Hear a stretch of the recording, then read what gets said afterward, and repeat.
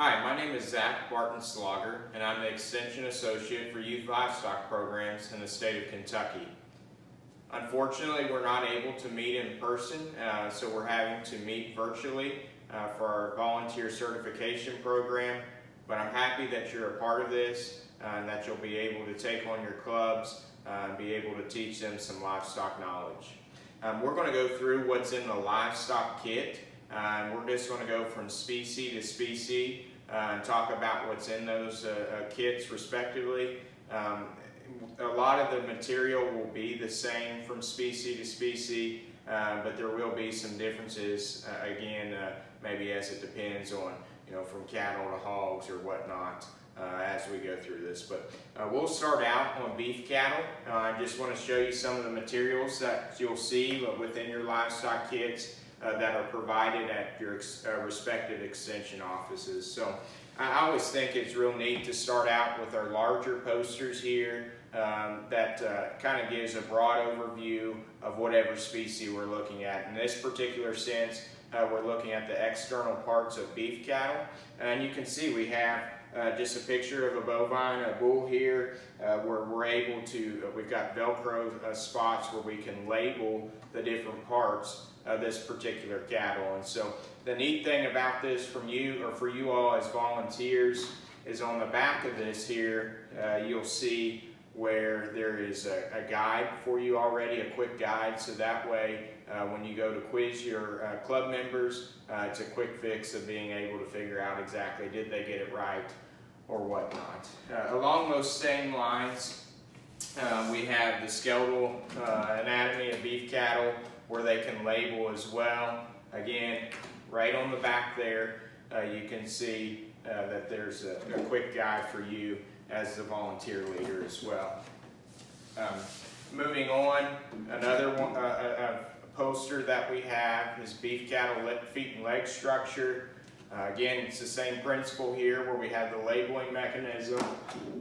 And then on the back, even if you don't feel comfortable with something like this, you're still able to have the answers right there for you as well, provided for you.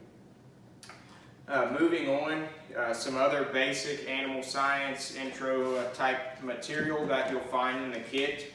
You'll see that we have the breeds of each species within our kit, and so you can see as I flip through here, and sometimes you'll see maybe the pictures are a little bit outdated but still have relevance of where the breeds have been at, but you can go through here and it's almost like a flashcard that you can show to your club members. One real neat thing to me is that it provides a female and a male for context, and then on the back there, that flashcard, you can see the breed name, some facts about that breed that are pertinent, and really from a skill-a-thon standpoint, if you're training for skill-a-thon, a lot of those facts are something that we feel are very pertinent to know, to be able to understand. So again, you can just go through these like flashcards. I won't go through them all here, but you can get a general idea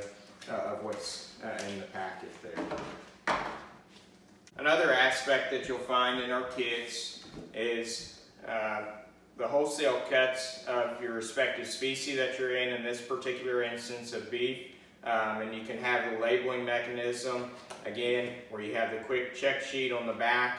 And the thing I really like, and I think that is probably as valuable as anything within your kit, is that you have the retail cuts here with the pictures as well. And I think this is really important because sometimes if we use Google or something like that, where we're searching for it on the internet, maybe we're not exactly sure that those pictures that we're getting of those retail cuts are correct or factual, but here you do have, provided by UK, a factual retail cut. And so the neat thing about this is that you can see the retail cut on the front of the picture here that's provided almost like a flashcard, and then if you flip that over, you'll see that you can see the origin or the species that it comes from, and then the wholesale cut, and then the retail cut of it as well. I think it's real nice that we have up on top the origin or species that it comes from, obviously, and for two reasons. One, obviously we just need to know that, but then beyond that, is if we want to interchange some of those, if we're preparing for skill-a-thon or something of that nature, we're able to mix and match and maybe ask students, hey, do you understand the difference between lamb and beef or pork or what? The medication, you'll see the medication labels as well. Again, poster-like, and you'll see maybe a medication insert is what I'm holding here, where the student or club member is asked to go through here and label the different parts of the medication label. And then on the back here, I have to flip it over there, but you'll see that it has the answers there for you as well. Similar to what we've already seen, maybe with some of the feet and leg structure and stuff of that nature. Again, keeping with that same general concept is the medication label.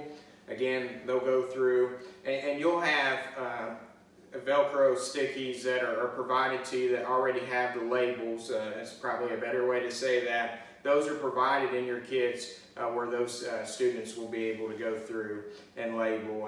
And the nice thing is, again, that your answers are right here on the back. So if you ever did lose one of those, it'd be pretty simple. Just put a Velcro sticky right on the back of a laminated label, and you should be good to go. Again, here we've got a medication label task, something maybe that students could see in Skill-a-thon, and so something that you can ask them or maybe mock off of if you're trying to prepare for something of that nature. Injection sites, maybe practicing, hey, where would you give an injection site on beef cattle, and just as a model there for you. In your packets as well, you'll see you have syringes that are provided to you if you need a label or even just talk about, hey, how would you pull up a syringe or fill up a syringe, some of that stuff as well. We do have feed labels that are provided there that are actual feed labels that you can go through and see the different nutrient content in those and compare and contrast and talk about those. I think it's something really neat as well for a multitude of different reasons. I know I keep bringing Skill-a-thon up, but a lot of this really does have a lot of application towards the Skill-a-thon realm of things as well. That's it for the beef cattle side of things. I want to bring up, while I'm talking about cattle, excuse me, I'm going to pull over here from our dairy kit. In our dairy kit, we have a lot of similar things, and I won't go through necessarily all of them, but I will show you some of the ones that maybe are a little bit different from that of the beef cattle, and you can see where we have maybe where we're talking about udder development and differences in terms of conformation of the mammary of dairy cattle, and so that's something that's provided for you as well. We have medication labels that are provided. We actually have the ruminant digestive system, a poster for that as well, or a handout of that. That can be interchangeable between beef cattle and dairy cattle, obviously, and so it might be something that you can talk about. Really, I think even on the conformation of the udder as well, although it's maybe not identical, there's still a lot of similarities that you could talk about as it relates to dairy and beef cattle as well. So just some quick things I wanted to bring up, but do realize that there is a dairy portion that's within your packet as well that you can utilize, and maybe even some stuff that you can cross over between the two. Moving on into our swine section of our livestock kits. Again, like I spoke earlier, some of our larger posters, and really lots of materials for that matter, are similar from species to species, and here's an example of that, the skeletal anatomy of swine. And again, we have those labels that we can use, and on the back is the answers. Won't spend a whole lot of time on the things that are similar that we've seen. Obviously the breeds we've talked about. Again, that's going to be already the answers there provided to you on the back.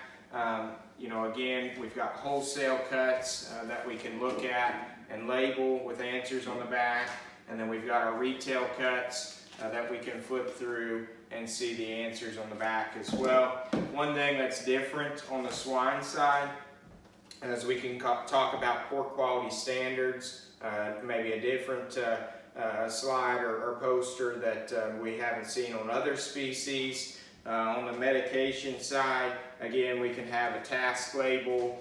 We can have injection sites cut out for us as well. Again, we have that syringe that we could utilize if we need to for maybe mocking, something of that nature.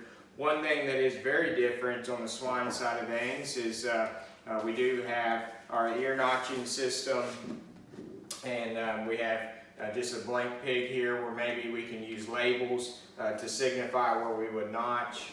And then on the back here, we have that teaching diagram of how we would notch a hog based on their litter number, their individual number as well. We even have a set of ear notchers here as well. And then we have even some situations and tasks that are provided that maybe you could work through or model off of for your own situations that you might want to provide to your club members. So again, a lot of stuff that's going to be similar, some that are different though for the swine side of things, in particular when we talk about ear notching the hogs.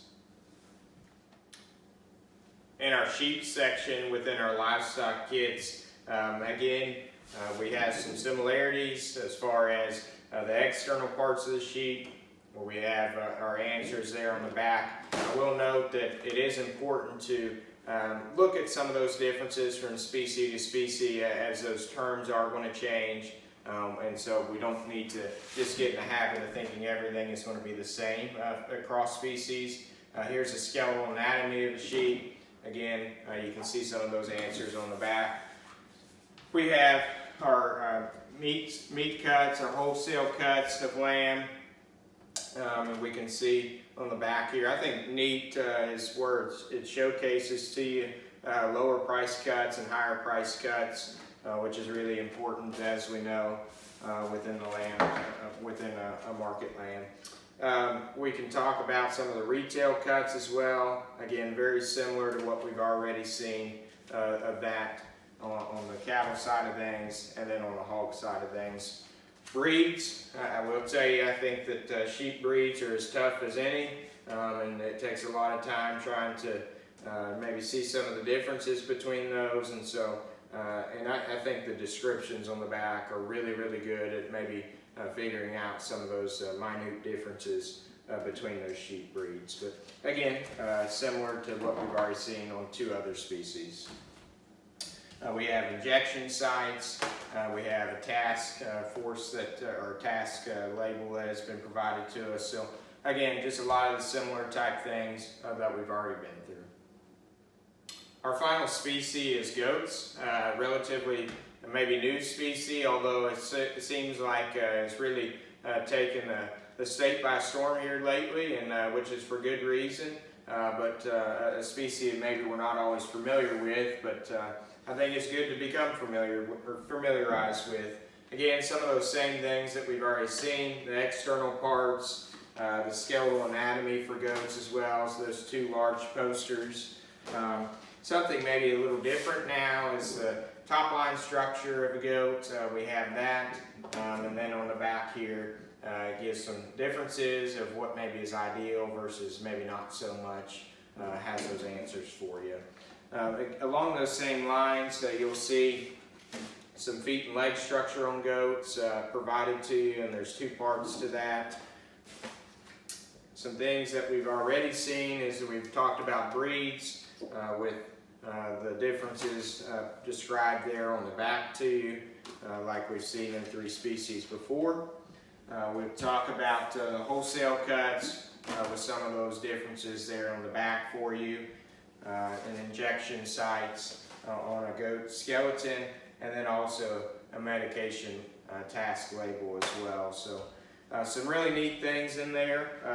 I will note that we are missing a few things within our kit that I have on campus right now, and I think that is something just to bring up, that within your respective county, there might be things from time to time that are missing, or maybe something that you might see that you need, you think is important to have in that kit.